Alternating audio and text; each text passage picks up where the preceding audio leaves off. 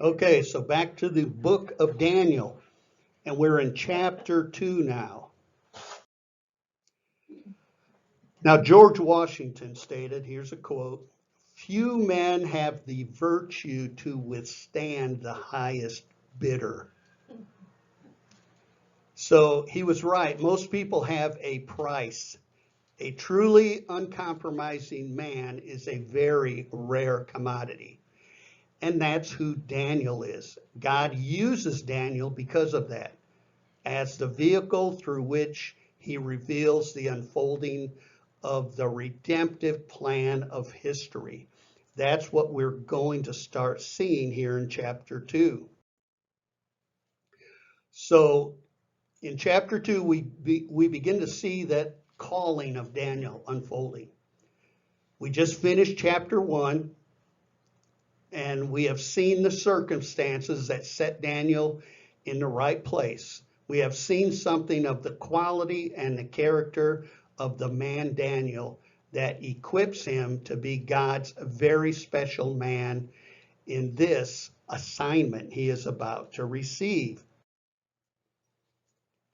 And if you remember back in chapter 1 and verse 17, it said, "As for these 4 youths, God gave them learning and skill in all literature and wisdom." So that was all 4 of them. But then it ends by saying, "And Daniel had understanding in all visions and dreams." Now that little title there, or statement at the end, sets Daniel apart from everybody else in Babylon, everybody else from Israel. Daniel was given the unique capacity to be a revelatory skill in the hand of God. And that's what he had. He had the gift of God's revelation. Daniel was to be the agent of God's revelation. Daniel was to be the instrument. The amazing teenager, and remember, he's still a teenager. He's probably about 18, 19 years old right now.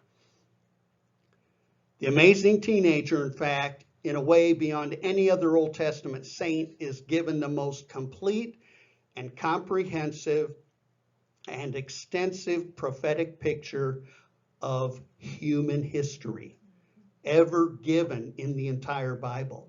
So that's what's really different about this. So an amazing prophecy that begins to unfold later in verse 31 of this chapter. "The image is great, large, of excellent splendor, bright, shiny, and troubling to Nebuchadnezzar." So that's when it all starts, because he was of such character that he would receive God's highest service. Now in 2 Timothy 2:21 it says, "If anyone cleanses himself from what is dishonorable, he will be a vessel for honorable use, set apart as holy, useful to the master of the house, ready for every good work." So Daniel was a vessel like that. He was a man who influenced the entire world. The kind of uncompromising virtue, this kind of amazing character, put him in a position to influence the whole world. And that is precisely what he does here in chapter 2, even though he's only in one city, Babylon. His reach ends up going to the entire world. Through time. Yes, through time, and it's still there today. So the whole plan of God for the nations, the Gentiles, the whole plan of God for Israel, his special people, is unfolded through Daniel. And this is like what you would say is the beginning of the time of the Gentiles. So the first section in chapter 2 encompasses the first 30 verses. Basically, you could call it the King's Nightmare.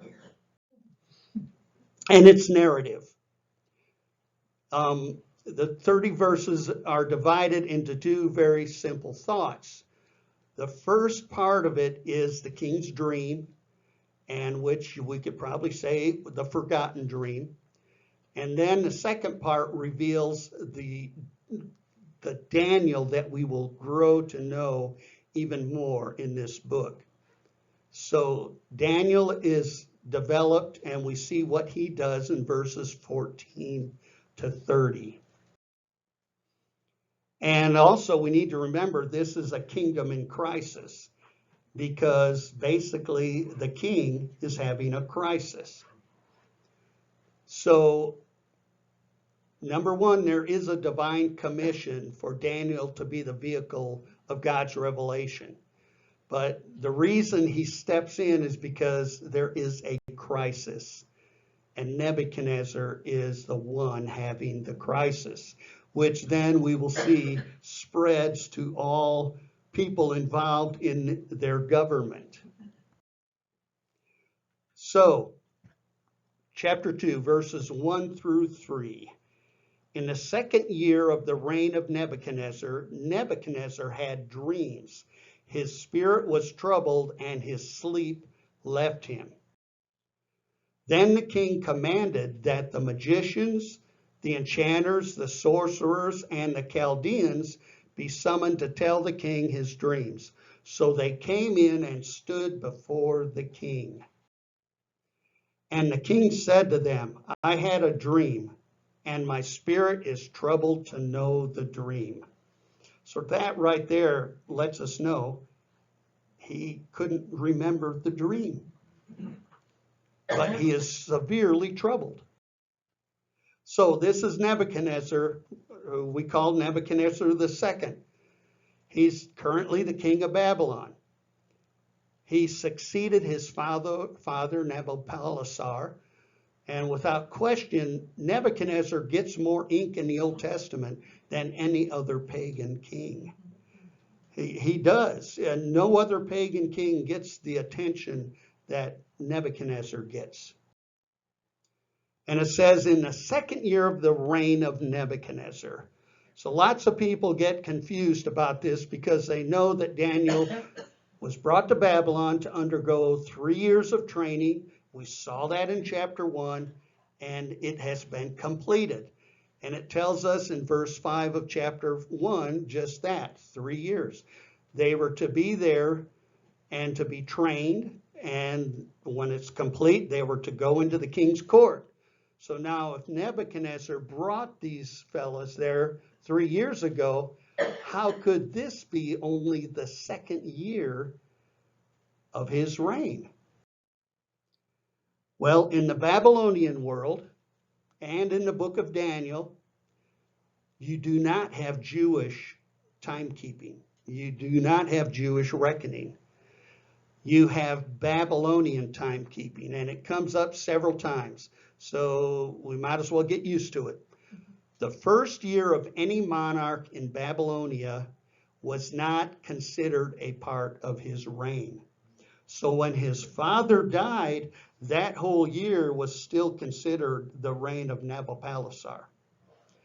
Nebuchadnezzar's reign didn't begin until the year after.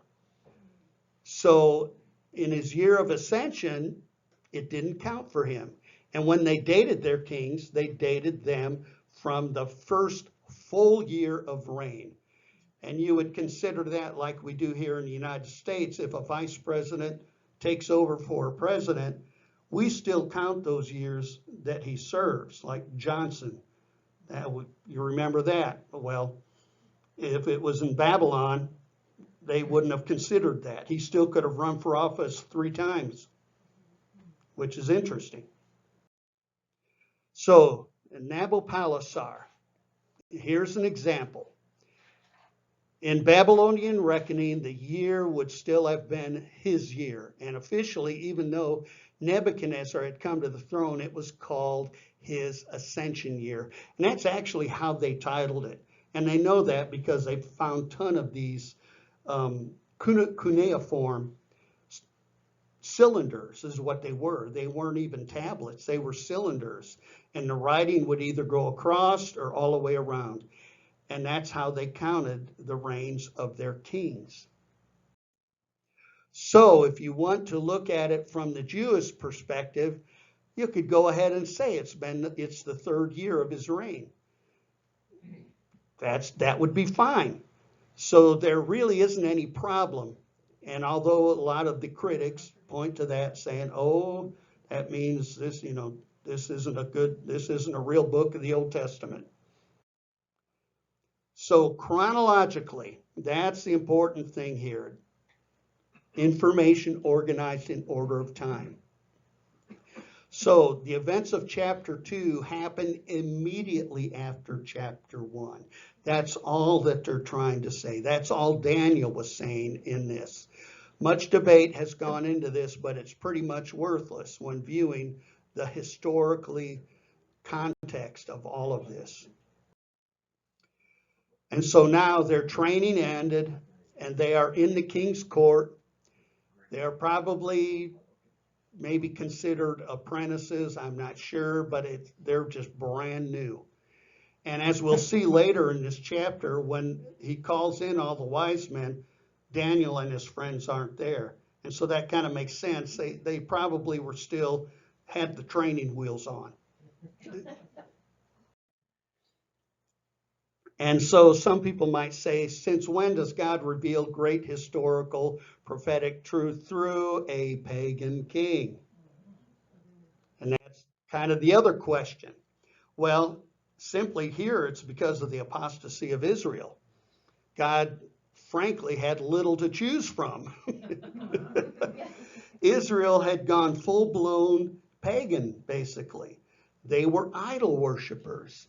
And it's something else to know it. And, they knew the truth. They knew what they should be doing. And they still didn't do it. So really, it's probably a safer thing to go with the Babylonians because they didn't know the truth yet.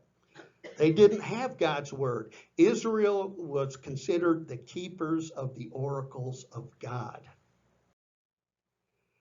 And they were stuck in idolatry. God's people had degenerated into gross idolatry. Judgment was now falling on them in this captivity. And this should have been an amazing rebuke, and I think it was, to all of Israel. God's people, all in captivity. And God chose the single greatest revelation of the history of redemption to come from a pagan king. So, and I think this has had effect on the whole nation of Israel. Now, as it says in Luke 21:24, they will fall by the sword and will be taken as prisoners to all the nations. Jerusalem will be trampled on by the Gentiles until, here's where this title comes from Jesus himself, until the times of the Gentiles are fulfilled. So it's fitting to have the times of the Gentiles coming through a Gentile. And that's another reason why it makes sense. The plan was not just for the Gentiles, though. The prophecy is also for Israel. And that's why Daniel also is included in the situation, because God had not forsaken Israel either. So that's an important thing, especially for the people who are into replacement theology. The church has not replaced Israel. Israel still has a purpose. So the next big thing, Nebuchadnezzar has a dream. And what's interesting, that's what most commentators say. He had a dream. But actually it's dreams. It's plural. He had a bunch of them. Now you might wonder, well, how did this happen? Well, here's a hint. We'll jump down to verse 29, where it says, this is Daniel speaking, but there is a God in heaven who reveals mysteries. He has shown King Nebuchadnezzar what will happen in days to come. So that right there lets us know God was using Nebuchadnezzar for this prophecy. It was God who put it there. Your dream and the visions that pass through your mind as you lay on your bed are these. As you were lying there, O king, your mind turned to things to come, and the revealer of mysteries showed you what is going to happen. So he was dreaming cataclysmic things. He was probably seeing that the Assyrians were going to be wiped out and that the Egyptians were being decimated. And the land of Israel was being decimated completely. Judah was now in the process of just totally disappearing. So Nebuchadnezzar is probably saying to himself from this vantage point, what's going to happen to me? And it's probably really scaring him. So he's having dreams about the future. And he had several dreams. And apparently these dreams were so shocking, they were so deeply alarming that he was unable to sleep on top of it. His sleep, it said, went from him. He couldn't sleep. The dream was devastating. So he was troubled, and that's how it's stated. Now that's an interesting word in the Hebrew, pa'am, to thrust, impel.